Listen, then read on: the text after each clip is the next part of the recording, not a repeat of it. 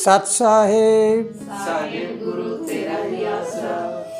प्यारे बच्चों, पिछली वीडियो में आपने सुना नफ़रत को दूर कैसे किया जाए और नफ़रत पैदा कैसे होती है। लेकिन जब हमें इस बात का पता लग गया नफ़रत के बारे में, तो नफ़रत का अगला चरण क्या होता है कि नफ़रत मिटे कैसे और नफ़रत पैदा कैसे होती है। इन सब पर अगर समीक्षा करते हैं तो हमें पता लगता है कि इंसान अपने आप को नहीं पहचान रहा। अगर ये अपने आप को पहचान ले तो सब कुछ पता लग जाएगा।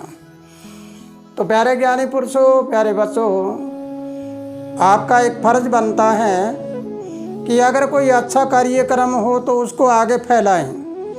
अगर हमारी इस वीडियो में आपको कुछ ज्ञान नज़र आता है तो आप इसको ज़्यादा से ज़्यादा शेयर करिए और इसमें कमेंट भी लिखिए। अगर आपके मन में ऐसी विचारधारा आ जाए कि इसमें क्या लिखा है, क्या होना चाहिए, तो आप अपने विचारों को ज़रूर प्रकट करिए। और जितना ज़्यादा होता है उतना ज़्यादा शेयर करोगे, जैसे उतना ही जो लोगों को ज्ञान होगा वो फ़ायदा आपको होगा। लेकिन एक बात बताना चाहूँगा कि जैसे एक व्हाट्सएप पर या फेसबुक पर आता है कि एक मंदिर में एक पुजारी को माता दिखाई दी और उसने कहा कि मेरा ये संदेश इतने लोगों के पास भेजोगे तो आपको ये फ़ायदा हो जाएगा। और एक कहेगा कि एक आदमी ने इसकी अनदेखी की, इसका मजाक उड़ाया, उसको ये नुकसान हो गया।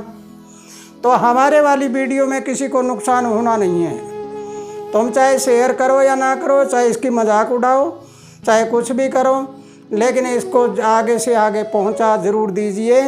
जब आप किसी माता का बिना देखे किसी पुजारी का कहना मानकर करते हो, ये तो साक्षात्कार आपको बता रहा हूँ। तो आइए हम अभी शुरुआत करते हैं। बड़े गौर से सुनना है, इस वीडियो को लास्ट तक सुनना है, तभी आपको ज्ञान होगा, अन्यथा ज्ञान नहीं होता। शुरुआत करते हैं। हम अपने आप की पहचान कैसे करें। हमारा इंसानी चोला परमात्मा ने अपना स्वरूप देकर भेजा है और इस चोले में नाना प्रकार की शक्तियां हैं और नाना प्रकार के कार्यक्रम चल रहे हैं। पूरा ब्रह्मांड इसमें समाया हुआ है। हम बाहर कहीं मंदिरों में, मस्जिद में, गुरुद्वारे में चारों तरफ जाते हैं, लेकिन अंदर वाले मंदिर, मस्जिद, गुरुद्वारे को भी कभी संभालिए कि तुम्हारे अंदर ही है ये सारी चीज़ें। इसको जानने के लिए, इसको पहचानने के लिए आज हम शुरुआत करते हैं। और शुरुआत में सबसे पहले हम देखें कि दिन और रात में 24 घंटे होते हैं और 24 घंटे में दिन और रात बनते हैं और दिन और रात में सांझ और सवेरा होता है। लेकिन आप तुम्हें एक बात को बड़ा गौर से समझना है कि जब सूर्य निकलता है उससे कुछ समय पहले अंधेरा होता है, अंधकार होता है। वो अंधकार हमें क्या बताता है? वो कहता है कि अब उजाला होने को है। लेकिन जब सांझ का समय आ जाता है, शाम का समय आ जाता है, तो शाम के समय भी अंधेरा हो जाता है। शाम वाला सवेर अंधेरा वो क्या कहता है, सवेरे वाला क्या कहता है, दोनों का मिलान करिए। सांझ वाला अंधेरा कहता है कि अब अंधेरा होने को है, रात होने को है, और वो कहता है दिन होने को है।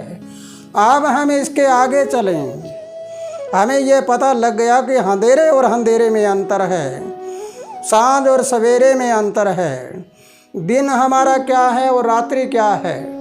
अब हम इसके आगे चलें तो दिन के मध्य में दोपहर होता है, दिन के 2 भाग हो गए।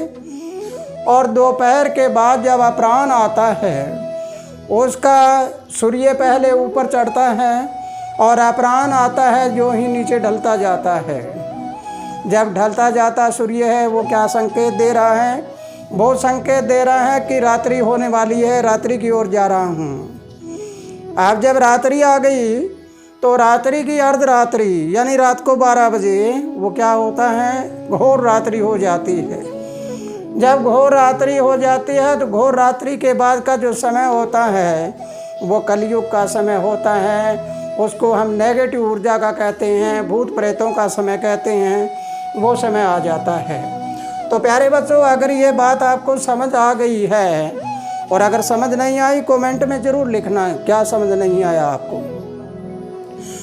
अगर हमने दिन और रात का आंकलन कर लिया, दिन का मध्याह्न हुआ, रात्रि का भी मध्याह्न हुआ, इसी प्रकार हम चलें अब सप्ताह के, क्योंकि हमने दिन और रात लिया, दिन और रात लेने के बाद में हम सप्ताह की ओर चलें। आप सप्ताह के बारे में शायद ही आपने कभी अध्ययन किया होगा। सप्ताह में 7 दिन होते हैं और 7 दिनों में एक मध्य वार होता है, उसका नाम होता है बुधवार। बुधवार से 3 पहले होते हैं, 3 बाद में होते हैं।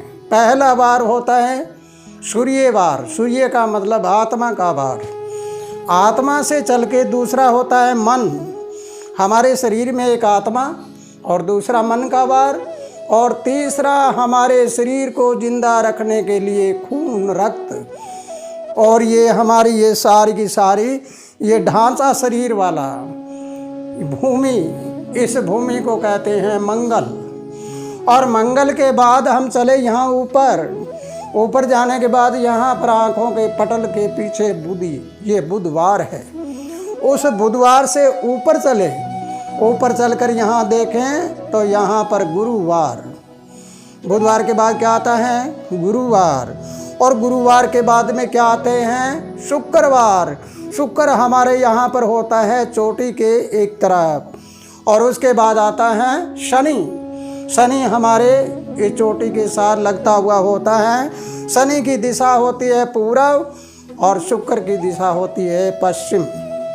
तो प्यारे बच्चों, ये हमारा सप्ताह के 7 वार हो गए। अब 7 वारों के बारे में और सुनिए। अगर आपको खोज करके देखना है तो मैं सिद्ध हो जाएगी सारी बातें। पहला रविवार है। रविवार के सवेरे सवेरे क्या होता है? उधम होता है, यानी वो उद्वेग होता है, वेग होता है, वो तेज गति से चलता है। और दूसरा वार होता है सोमवार। सोमवार को क्या होता है? सुबह सुबह अमृत वेला होती है। जब मन सुख में हो तो फिर क्या होता है? अमृत होता है। और फिर उससे आगे होता है मंगल। मंगल हमारी ये धरती, इसमें चलने वाला खून होता है। मंगल होता है रोग। रोगी के मंगलवार के दिन रोग बढ़ जाता है सुबह सुबह के वक्त। फिर आगे चले हम आगे बुधवार को। बुधवार का हमारे बुद्धि का वार है। इसमें क्या होता है? ये होता है लाभ। लाभ कब होता है? जब हम बुद्धिमान हो तब लाभ प्राप्त करेंगे।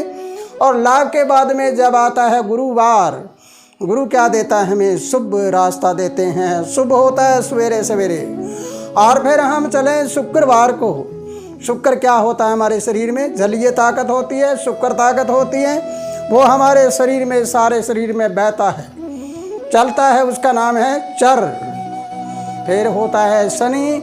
शनि हमारे शरीर में आलस्य होता है, आलस्य इंसान का पतन कर देता है। शनि के सवेरे सवेरे होता है काल का समय। जब काल का समय आ जाता है तो वही रात्रि, वही दिन, वही अपराह्न, वही मध्य रात्रि, सारा कुछ होके वापिस आ जाता है। तो प्यारे बच्चों, आपने सुना सप्ताह के बारे में, दिन रात के बारे में। तो अगली वीडियो में आपको बताया जाएगा कि महीने के भी 2 पखवाड़े होते हैं और 2 पखवाड़ों में भी 2 पखवाड़े होते हैं। ये सब अगली वीडियो में बताया जाएगा। तब तक के लिए इस वीडियो को सुनकर आपके इसके ऊपर अध्ययन करना। जब तक ना देखो नैना, मत मानना किसी का कहना, और मेरी गाई हुई भी कोई मत गाना।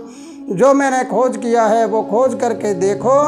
अगर वो बात सही मिलती है तो उसको मानो, अन्यथा मत मानो। ये दुनिया धोखे का जाल है, कोई आपको चक्कर में डाल देगा। तो प्यारे बच्चों, इसी के साथ खुशहाल रहो, आनंद करते रहो और पूरी दुनिया की शांति के लिए कामना करते रहो। सत्साहे।